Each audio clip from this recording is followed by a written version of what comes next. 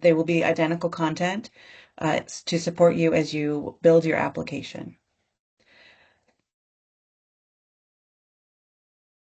And here's what we're going to talk about. Our agenda is to introduce folks to the VHIB in case you haven't encountered them before.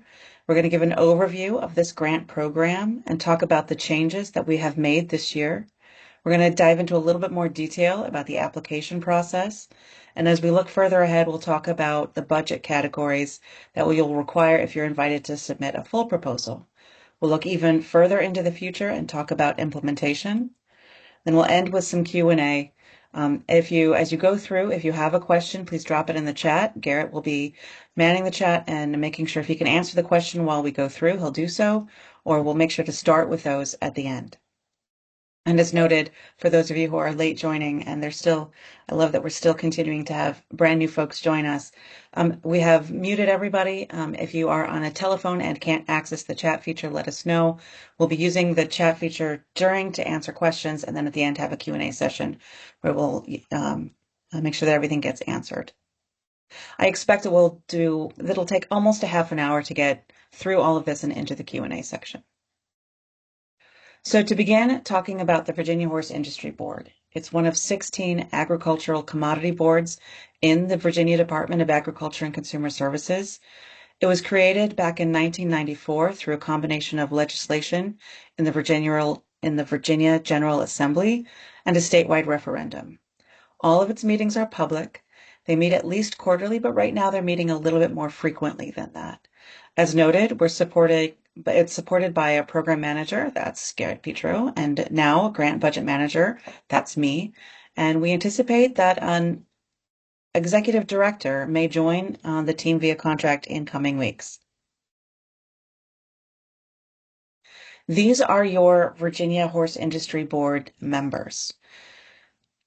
As called out in the founding legislation, the horse board members represent the horse industry, its support services, education, and equine health.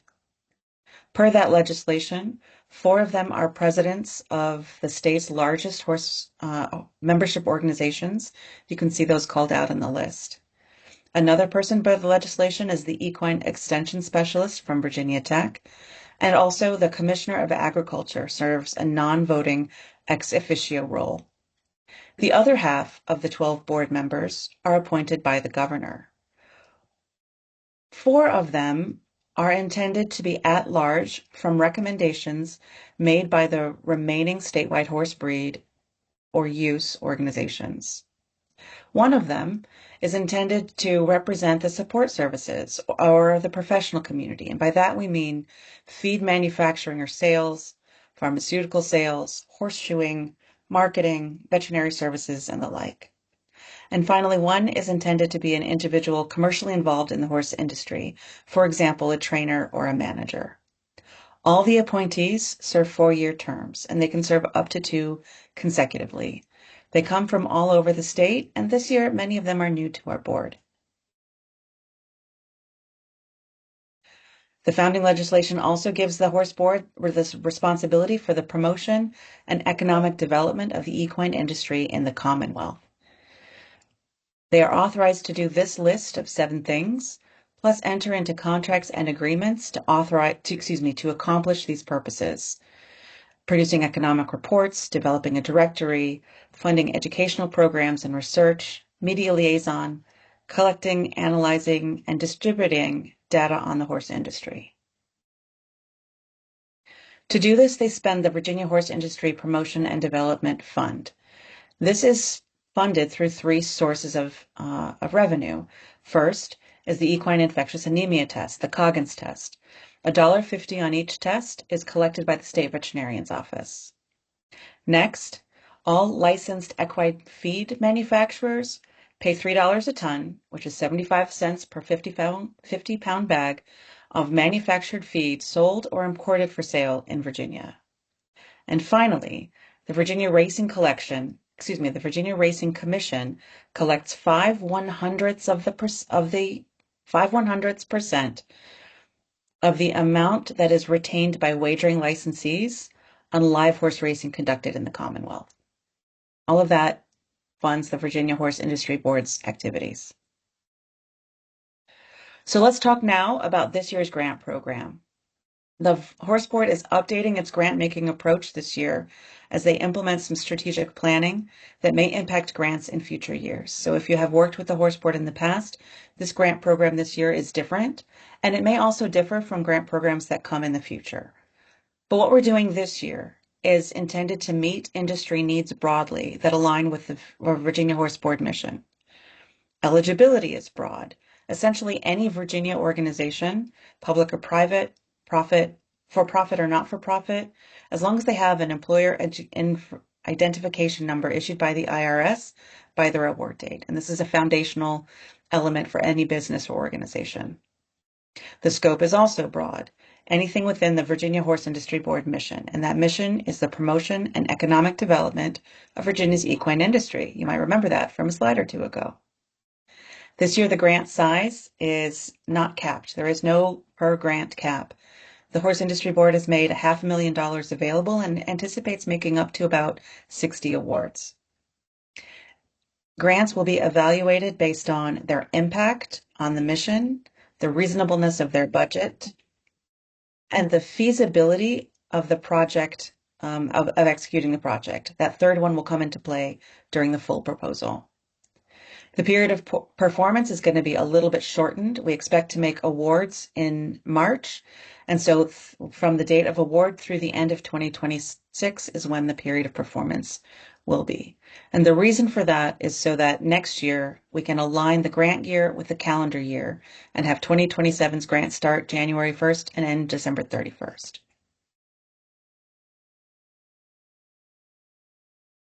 As noted, eligibility is broad. This is a list of the kinds of organizations that are included, but not limited to this grant program. This includes associations, clubs, groups that we've worked with in the past, businesses, shows, service support, education, youth, therapy and rescues, publications, localities, and more. This is intended to be broad. Likewise, the scope of what is eligible for a work is broad as well. It includes the entire Horse Industry Board mission.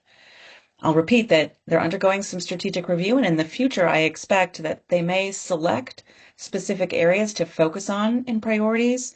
This year, it's all fair game as they try broadly to meet industry needs.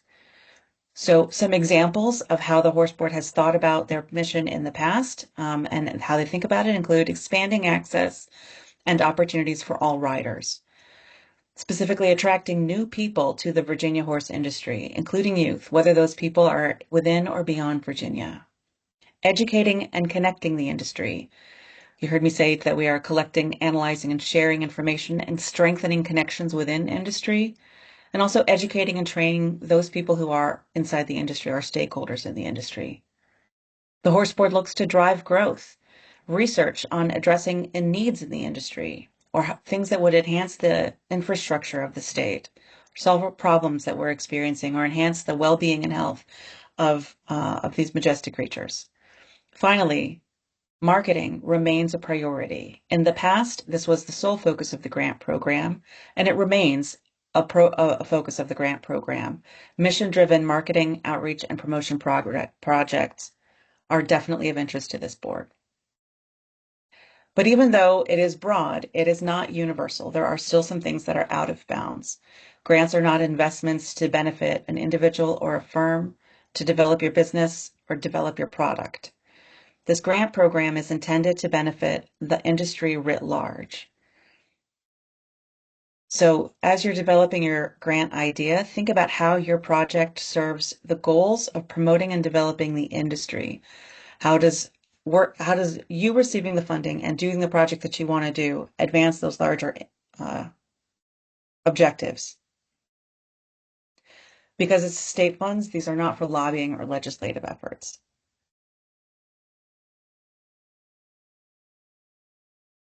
There are some additional changes. So if you have worked with the Horse Board in the past, here are some things that are different. In the past, they did a cycle for marketing grants every quarter. It is now one cycle per year. We are looking to, as you heard, align with the calendar year, which means that we're looking to open the next cycle, hopefully in the summer. So not quite a full year from today is when we would be having this next conversation, but certainly one cycle per year. We've also established this pre-proposal stage. We want to make sure, since this is so broad and the idea is to reach out broadly, we wanted to create a low barrier to entry so that it was easy to share with us your concept and we could welcome a wide range of applicants. Relatedly, we've also expanded the budget categories that are eligible for this program. We expect also, there will be more on that in a few slides. I know that's probably a point of interest. I expect that in implementation, there will be a greater amount of flexibility within each category than there might have been in the past, but guardrails do still apply, and we'll go over that in a few slides. We've simplified the evaluation criteria, and we are definitely making a point to share them with you transparently today and going forward. Reporting has always been important. We are redoubling that priority, but we're also streamlining the template to make it as easy as possible for you guys to fill out the form and give us, tell us all that you've achieved so that we can share that more broadly as well. We're also moving to electronic only. We're no longer able to accept paper reports or invoices for that matter. We've also brought on a dedicated focus. I have now joined the Horse Industry Board to manage the grant cycle, answer your questions, administer the awards, and make sure that everything is smoothly administered so that you get reimbursed promptly, among other things. Also, while we've always needed your EIN, your employer identification number, we're now changing when we need it. We want that before award. And the reason for that is that you don't want to be waiting on getting your EIN paperwork properly managed when you want to be reimbursed. This avoids delays. And also using the organizational number instead of your social security number means that you're not personally liable for any tax on whatever is reimbursed. However, some things are not changed. So for those of you who've worked with us in the past, these are the things that are still considerations. And for those of you who are who are new, these are considerations. So we are still using Google Forms as the method to receive your proposals. This is still a reimbursement basis award. It is still, as I mentioned before, not for the benefit of individuals or specific firms. That hasn't changed. It still needs to be a benefit to the industry. The board still requires you to measure your accomplishments, and it still requires you to acknowledge the support as you face the public. Cost share is still helpful as you build your budget. And because this is money that comes through the state government guidelines still apply. Most often that shows up in the budget area and in how the budget shows up, but also it governs records. Records, ours and yours, are open to the public and auditable for 3 years after we've accepted your final report. Another thing that's the same is that we still need a single point of contact for each grant, and you can change it only with the board's approval.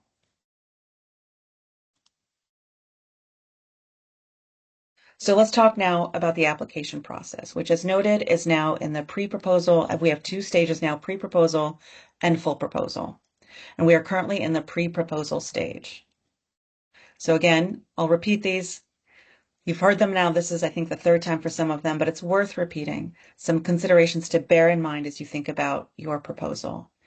That it must benefit the industry as a whole, not just your organization, but draw a line from how the work that your organization will do will advance and help others in this industry. You can have more than one idea and submit multiple submissions. We will have that 9 to 10 month period of performance this year. You're still required to acknowledge the horse board's support by using the logo as appropriate or using a sentence that acknowledges that the support came from the board. This is state money, so government guidelines govern how we spend the money, and the financial and other records need to be open to the public, and they need to withstand that test of public review. And finally, this is conducted on a reimbursement basis, which means that you'll need to cover the expenses up front, and then we'll make you whole on the back end, but that matters for you as you decide how you're going to build your budget. So now we dive into a little bit more detail about the pre-proposal stage, which is where we are now. Applications are due via a Google form by December 10th. They have the specific questions that you can see in that top box. We're going to ask information about your organization, the name, its contact information, website if you have one, whether you've gotten a grant from us in the past. We'll ask who's your point of contact and how to contact that person. We're going to ask you your project title, and we're going to ask you to limit that to 15 words. And then the project description. We've given you about 500 characters, 1 to 2 sentences. This is an opportunity to be specific about what you want to do with the money. Responses that simply describe your organization or are generic will probably not be competitive. Think about, what will you do? What do you want the money for? How will you spend it? What are the actions you will take? And then we ask you about your beneficiaries. Again, 500 character space, 1 to 2 sentences. Think about who is changed by this project. Who gains? Who in the Virginia horse industry are we helping? Then think about the expected impact. Again, 1 to 2 sentences, 500 characters. As specific as you can be in that limited space. How will you know you succeeded? What is the impact that this project will have on the industry? Will there be more people who have entered the industry? What is the change that you're bringing about? And then finally, what is the relationship of that change to the horse board mission? Same 500 character space, 1 to 2 sentences. How does the project relate? The board members will be reading many proposals, so you want to make it easy for them to understand how your idea advances their mission. And then finally, we're asking just for how much, the single number, how many dollars are you asking us for? The board will review that. They will evaluate on the impact on the horse board mission and the reasonableness of that budget. And then in their meeting on December 17th, they will discuss and they'll vote. And then you'll hear back from me within 2 weeks about whether you have been invited to participate in the full proposal. We'll provide the instructions for the full proposal. And if the board has any suggestions or feedback that would make your proposal more competitive, you'll hear that as well. Looking ahead, for those who are invited to submit a full proposal, we'll be asking for more and more detailed information. It will also be via a Google form. It will be due February 9th. The application will be geared toward the evaluation criteria. So the impact on the horse board mission, we'll be looking for more detail on the impact, some target numbers, how it connects into the mission in more specificity, and thinking about what's the continued impact after the project has ended. Next, we'll be asking about the project plan to get a sense of the feasibility of your project. Thinking about what are the steps you'll take and what is the timeline you'll take to achieve them. We're looking for you to demonstrate your capability to do this and to mitigate any risks that there might be to the success of your project. And then finally, we'll be asking you to detail your budget with the specific things you're going to spend the money on and describing how. We'll talk about that next. The board will evaluate that. They may involve technical experts as needed to understand and evaluate your proposal. And then in the February meeting, they'll discuss and vote. That meeting's not yet scheduled.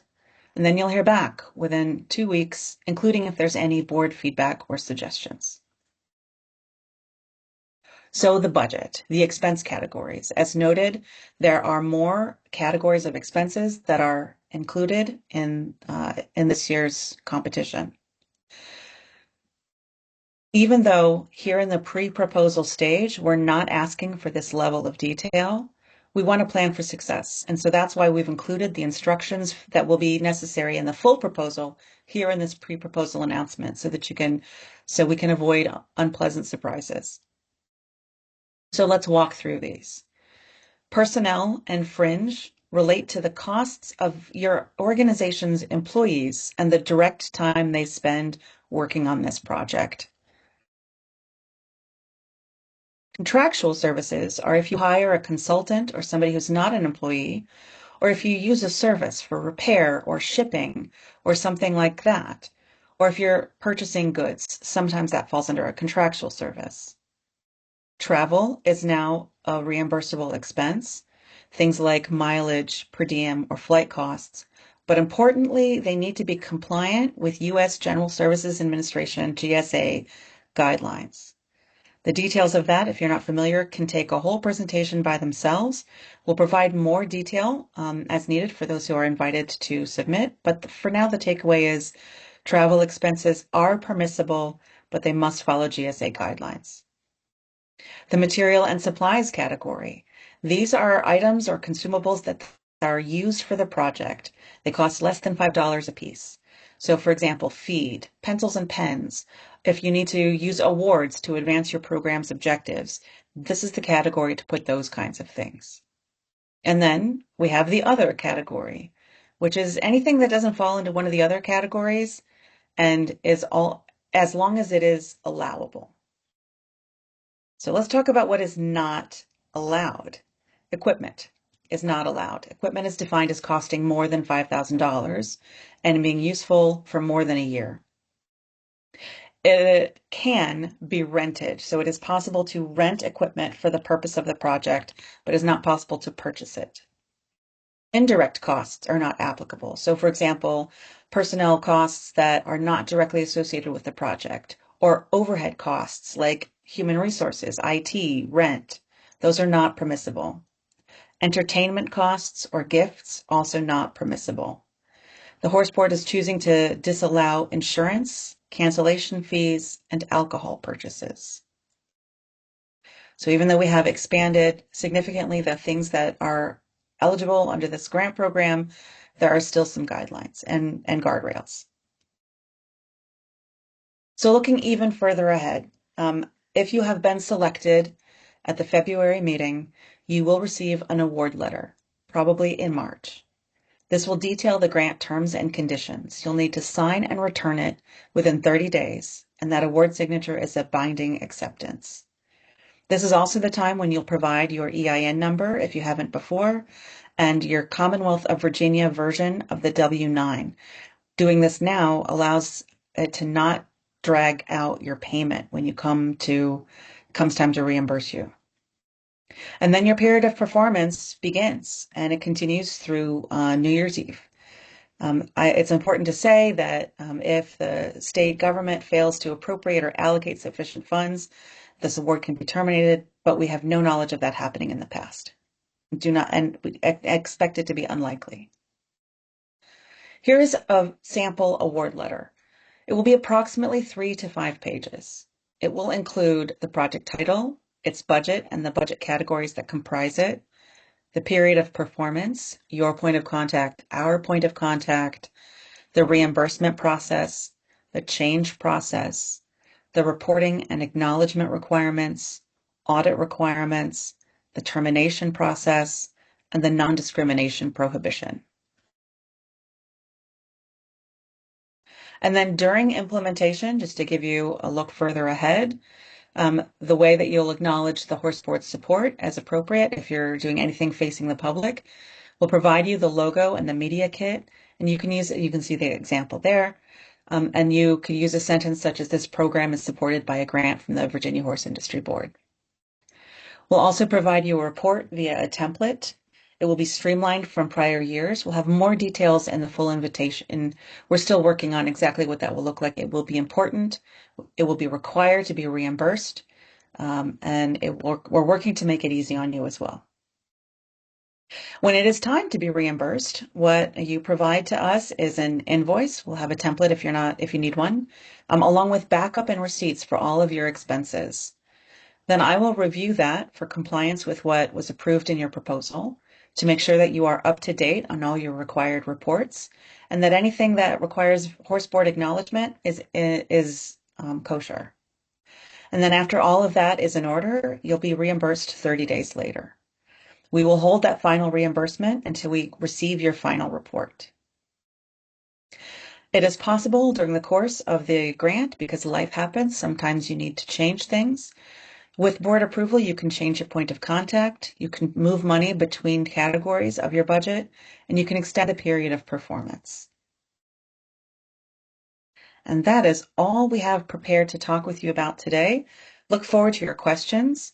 If there are any questions that come up in the future after we have signed off, please contact me at vhibgrants@stonywater.com. You can also contact me at jennifer@stonywater.com. Thank you to my colleagues, to the board, to Garrett, and to all of you for finding time tonight and for being interested. So at this point, what are the questions? Thank you so much, Jennifer. That was an excellent run through. I feel like every time I see this, I benefit more and more.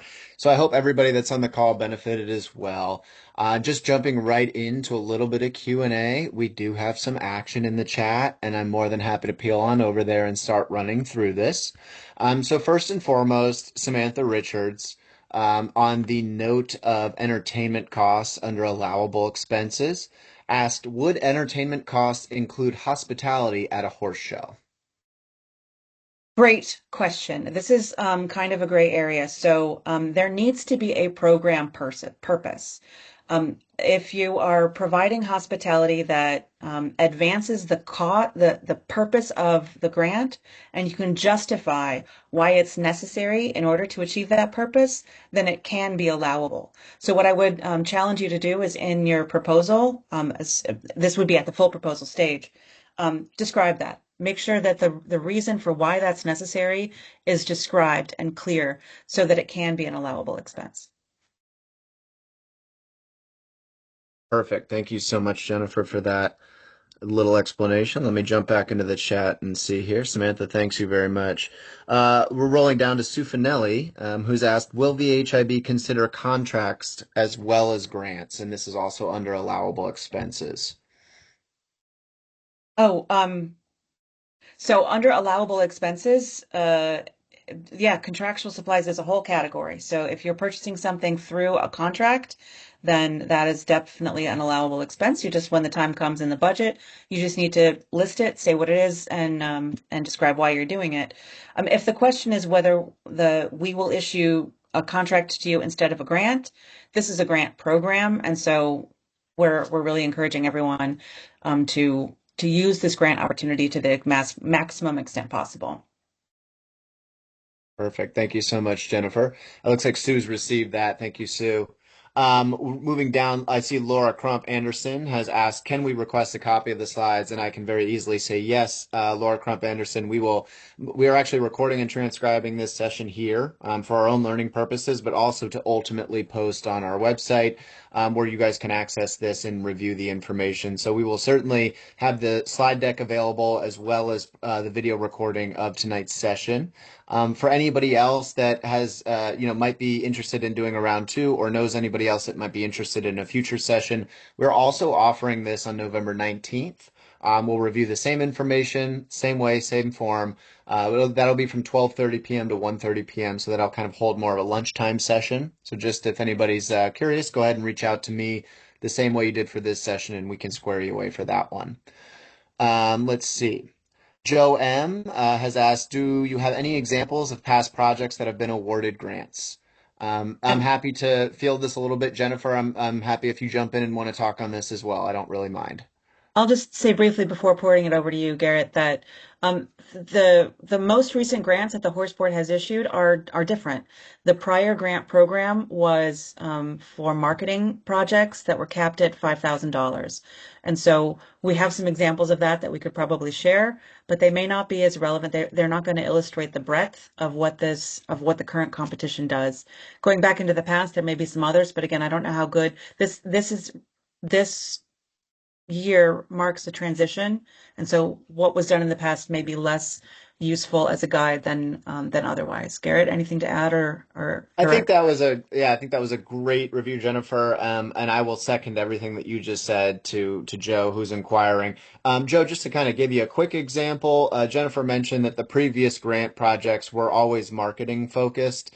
So this always had a tie-in to kind of building an organization's brand, reputation, things like that. So we would have things like website projects, organizations that needed to refine, build onto, or completely build a new website, branding initiatives, creation of logo or other branding materials, things that supported certain horse show aspects or eventing aspects.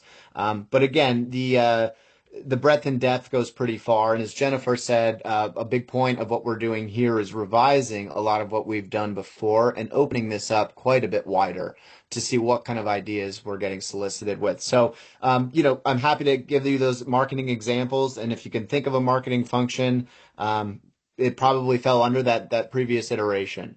But I don't want to go so far as saying sky's the limit, but we're encouraging everyone to cast a wider net this time around. If there is something that you're interested in pursuing, that is why we have the pre-proposals open. Please do submit an inquiry, and we will follow up with you. Moving down the list here, let's see what else we have.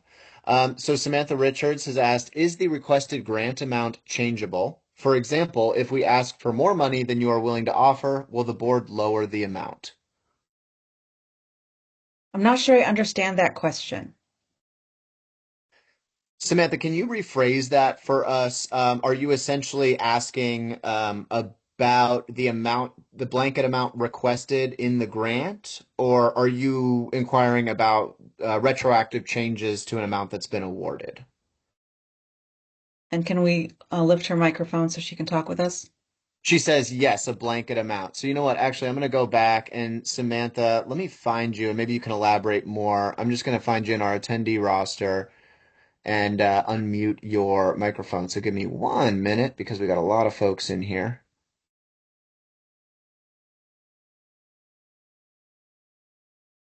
Let's see.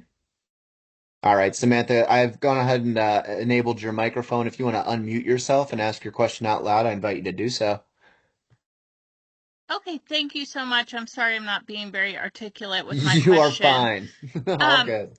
so if I were to ask for like 20,000 for my project and the board said, I don't think we want to offer that, would, but we like your project, would you go back and say we will offer you 10 for this project? Or is it an all or nothing situation where the board's going to look at this and say, no, I think you asked for too much, you're not getting anything? I definitely think that there's room for the board to come back to you and say 20,000 seems steep for this. What could you do for 10? I think there's Okay. room for that. Like I'm not going to say that depending on the project, the board might be like, yeah, at any price, that's not of interest. But I absolutely anticipate that that's a potential outcome. Okay. Perfect. Thank you so much. And thank you so much, Samantha, for elaborating on that. I'm going to go ahead and pop you on a mute again, but just go ahead and get us something through the chat if you want me to get you piped up again. Thank you. Okay, thank you. All right, perfect. Let's see, Jennifer, give me 1 second as I toggle my screen here. It looks like Sue has a couple questions. First and foremost, is a long-term request not eligible if building something that will last more than a year? Are we capped at $5,000? So the second one is an easy one. No, there is no cap. In the past, there was a cap. This is a change from that. This year, there is no cap. We've said there's a $500,000 that the board is going to spend on projects of whatever the right size is for those projects. So there is no longer a $5,000 cap per project. We're trying something out. We gotta try new things. And then the other question is a great question. The current idea is that these are going to be a specific period of performance. But I think we'll take that question and look for how we can address that. I know that for some other groups, it's year funding and you apply each year for the next year's funding. That may be on deck. But that's a great question. We'll take that and discuss with the board and make sure that we communicate how that resolves. Perfect. Thank you so much, Jennifer, for elaborating. It looks like Sue has a follow-up there on a separate end. And this question is, should each grant choose one request, and thus should we submit multiple requests? So this year, I think in the past, there were multiple. In the past, organizations were limited to one grant application, or at least one active grant at a time. And so this year we are inviting you to submit multiple ideas, and we'll learn more as we continue to reconfigure, and more information will be available at the invitation stage. And I see Sharon, our chair, has her hand up, so perhaps she has something to add.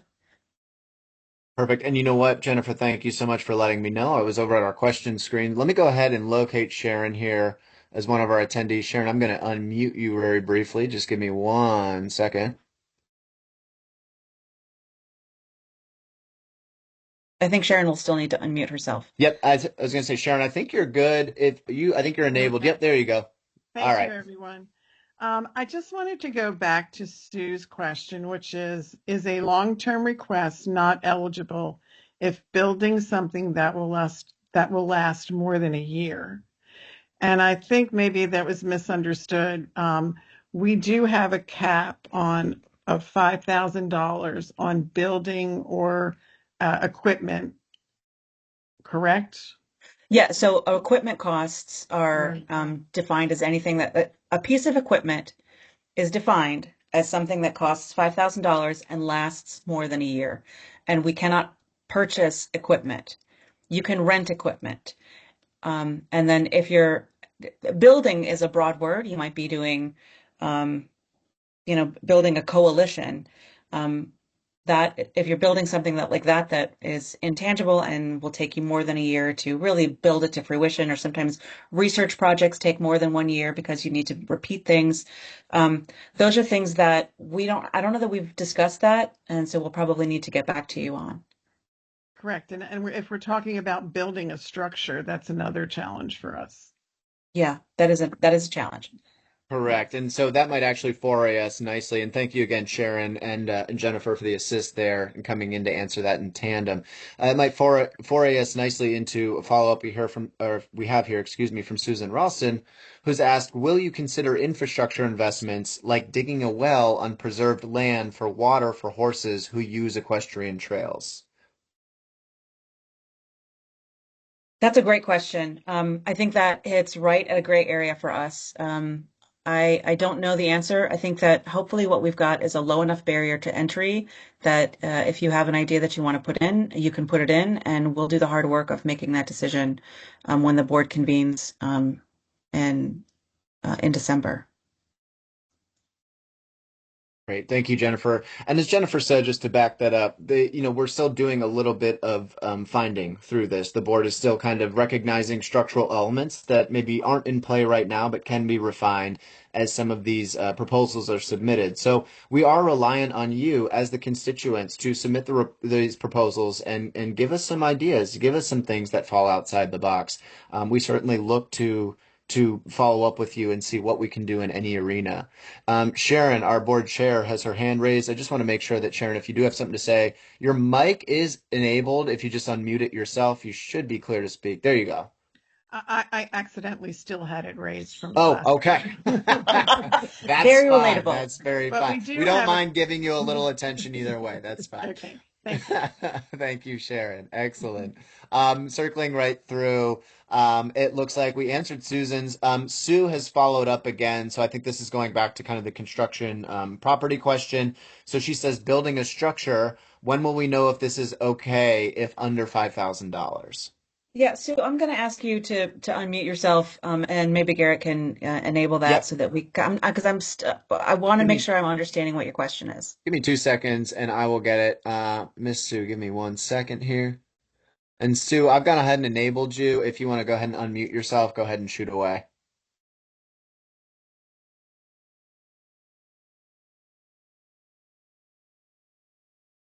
Ian Shore. I unmuted Sue Finelli, and I believe that's who's in the chat. Let me just ensure that that might be the wrong Sue. I apologize. Give me 1 minute. Technical difficulties. Thank you. I Sue think we Finelli have is three confirmed. She is the people wrong named Sue. Susan in Okay. this chat, which I feel that's pretty, I don't know how frequent that is. I'm a Jennifer, so I can relate. There you go. Sue, give me 1 moment. I'm so sorry. We have so many attendees, and I'm paging through screens. I promise I will find you in just a quick second. Thank you for bearing with us here.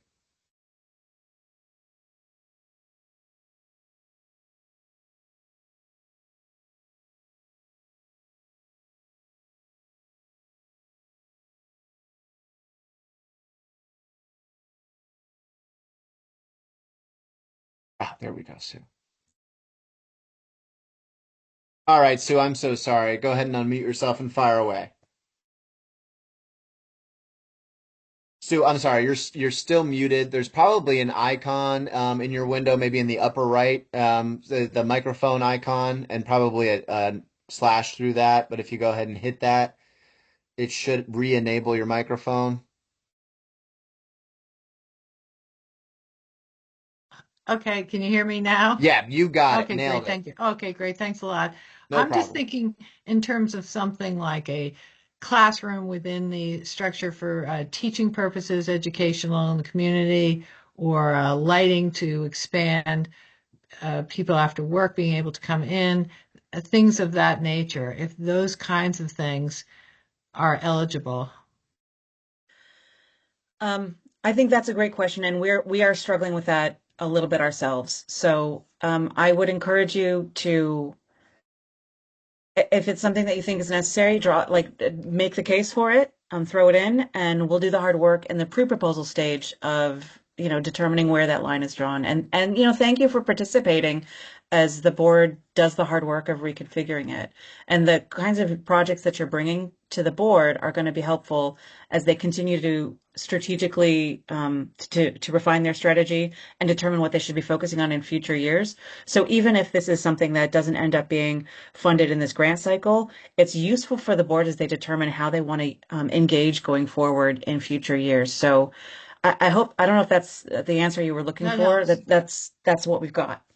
Okay, thank you. Perfect. Thanks, Sue. Thank Yeah, you. just as a follow-up on that, encouragement to everybody, like we said before, a big purpose of this is kind of just really fact-finding and discovery. So the board is interested in entertaining new ideas and new projects, certainly those that fall a little bit more outside the realm of things we've done traditionally in that marketing vein.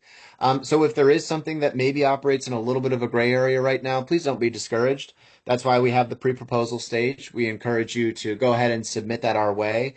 We'd love to crack down and give it a little bit more of an analysis. Jennifer and I have too much time on our hands as it stands. So please give us the work. Let us peel through it. But these are all great idea generators, for future iterations of this program and even the current iteration of this program. So if there is an idea, even if it feels like you're unsure of which way it leans, go ahead and submit it to us. We would love to read through it and see it either way. And I Jennifer, see in the chat that Sue has asked about the intent of the board to redefine its mission. yeah, And if I misspoke, then I apologize. So the mission of the board is established in the code, but what the board is going to be taking up is which of its mission areas are its strategic priorities next. And the board members who are on the call can illuminate and correct if I have misspoken. great. Thank you, Jennifer. It looks like we have another one here from Tori, who's just chimed in and asked for the funds reimbursement. Is the money allocated by month, quarter, or by the entire project? So great question. We've actually been talking about that as recently as today. We are thinking that quarterly is generally what we're likely to go for, so that that provides a good balance of making sure that you get reimbursements in a reasonably frequent fashion and not being something that overwhelms the infrastructure of the department. But we can certainly discuss on a case-by-case basis whether something else makes sense, and it's not that you have to invoice each quarter if there's nothing to invoice, depending on what your specific project looks like.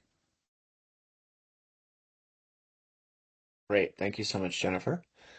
And then these are great questions, everybody. Thank you so much for piping up. There are no wrong questions, and we help to facilitate all the answers here that we can. It looks that we've slowed down a little bit here in our chat wing, so I don't see anything else new that's coming through. So I'll kind of leave it here. I think we can leave it open-ended as we're doing a bit of review and closing remarks. So Jennifer, I'll kind of hand it back over to you. I encourage everybody on the call as you're thinking through things, if a question does come to mind, please pop it in the chat. That's why we're here. But likewise, I understand that not everything happens all at once, and sometimes the greatest ideas come to you maybe in the middle of the night, and that's fine. That's how I work too. And we want to leave this open-ended. So certainly, if there is something that comes to mind, question, concern, curiosity, or otherwise, and we are no longer in this session, you can reach out directly to me the same way that you scheduled for this webinar. You can reach out to Jennifer at the emails that she has provided. Yes, ma'am. Oh, just You're just raising hello. your hand. That's Jennifer. It's Okay, just so me. you know. But certainly you can access us retroactively, and we are happy to answer any and all questions that come through our way. Looks like Sue has asked another question here and asked if we can have access to the slides today. Sue, I'm so sorry. I think you did ask that earlier. Did not mean to glaze past you. Yes, we are going to make the slide deck available for everybody just for a general review purpose. We're also looking into making the recording of today's session available. So if you want to once over and just kind of a refresher on what we talked about, you can do the whole spiel again. And for anybody, like I said before, who's interested in another lap around the track, or maybe you know somebody else that was interested that wasn't able to join our session tonight, you can go ahead and let them know that we are having another webinar, same time, same network, or excuse me, same network, different time, on November 19th, all the same material. That session, instead of an evening session at 5:30, will be an afternoon or lunchtime session lasting from 12:30 to 1:30 p.m. Just a little bit of variation there for folks that have a different schedule. So again, happy to honor any requests that come our way to add attendees to that future session, even if you are with us today. It looks like we have definitely slowed down in the chat. I'm not seeing anything else coming through. I do thank you, everyone, for joining us, for your interest and your perseverance here. As we reshape some things, rest assured that we are honoring any and all requests and looking into what we can provide. You are helping shape the future of this program, so please do be in communication as I trip over my own words. And Jennifer, I'll leave it to you here as kind of final remarks for anybody, anything you'd like to round us out with. Just gratitude. Thank you to all who showed up, who have asked questions, who are considering applying for the team that I have the privilege now of working with.